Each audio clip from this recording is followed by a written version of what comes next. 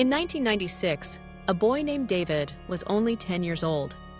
His father worked at the bustling Vintrin market, while his mother lay sick at home, pregnant with another child. Every dawn at 3 o'clock, David's father carried goods to the market. With no one to care for the boy, David was left in a riverside slum known as Cho Hamlet, a cluster of makeshift wooden shacks leaning over the dark, foul-smelling water. The place where David stayed belonged to Mr. Nam, a street vendor. Nam and his wife spent the entire day at the market, leaving only their son, Shane, at home. Shane was the same age as David, strong, a good swimmer, but mentally slow. He often confused one thing for another, unable to read or remember simple tasks. That afternoon, the sun burned overhead, pressing heat down on the tin roofs. After eating a single packet of instant noodles, David lay back, drowsy and bored. Then Shane grinned and shouted, "Let's go fishing! I know a spot where the fish bite all the time." The idea sparked David's interest. The two searched the small kitchen for bait, but found nothing but 2 leftover packets of noodles. David sighed. No bait, no fish. Shane paused, eyes flickering with sudden thought. He darted out the door, calling back, "Wait here! There are worms in the hyacinth pond. I'll get some." Minutes later, he returned proudly, his small hands writhing with a mass of plump, white creatures. They squirmed violently, their bodies slick with foul-smelling fluid. A rank, rotten odor wafted up, stinging David's nose. "God, what the hell is that?" David gagged. Shane laughed. "Worms! Perfect bait! Fish love this stuff." Skeptical, David helped hook the worms to the lines. Together, they cast into the murky river. But no matter how long they waited, not a single fish came. The stench grew unbearable. When David rubbed his nose out of habit, the smell clung to his hand and he vomited on the spot. He flung the creatures away.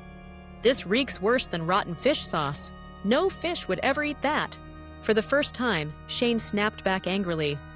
"You're stupid! Rotten bait attracts fish. The smell brings them in." His sudden hostility stunned David. Upset, he left Shane by the riverbank and retreated inside for a restless nap. By late afternoon, hunger gnawed David awake. He called for Shane to boil water for noodles, but the house remained silent. Curious, David stepped outside. Shane sat rigid at the edge of the water, still holding the fishing line. His skin was ashen, lips pale, eyes wide and locked on the current below. "Shane, what's wrong with you?" David shook him, but Shane didn't blink. His body was stiff, cold. Irritated and frightened, David turned his gaze toward the river where Shane stared. And then his blood froze. Beneath the murky water floated a human face, bloated, pale, its skin swollen and loose, eyes bulging wide. It glared directly at Shane, then slowly those dead eyes rolled upward and fixed on David. The boy shrieked, yanking Shane back into the shack, screaming, "There's a ghost! There's a ghost in the water!" Within minutes, Mr. Nam and David's father rushed home. Mr. Nam fell to his knees beside Shane, pried his son's mouth open, and what spilled forth made every soul present recoil in horror. A torrent of white maggots erupted from Shane's throat, writhing, dropping to the floor in squirming heaps. David's father scooped him up and ran toward the clinic, while Mr. Nam, trembling, dragged David to the police. When officers investigated the hyacinth pond, the truth was revealed. Beneath the mat of floating plants lay the rotting corpse of a man, his belly bloated, flesh split open, crawling with maggots.